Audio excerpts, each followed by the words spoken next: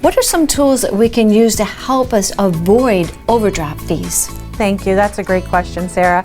The first time we talked, we discussed the difference between the current and available balances on our accounts and the holds that may be affecting them. When you first log into your online banking, right on the home dashboard, you'll see your accounts and you'll immediately get to see your available and your current balance.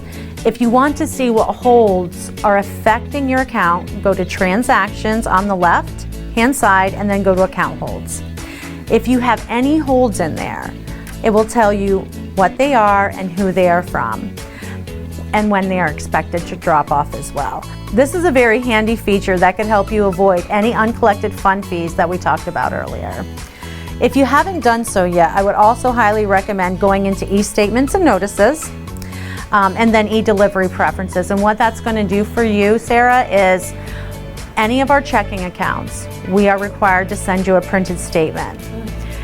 When we do send those printed statements, there is a $3 maintenance service charge for that. In order to avoid that, and a lot of people already have internet banking and don't realize this, so that's why I'm sharing it. In order to avoid that $3 maintenance service charge, if you go into the e-delivery preferences and enroll in e-statements, instead of receiving that paper statement in the mail each month, you'll actually receive an email letting you know when your statement is ready to be viewed online.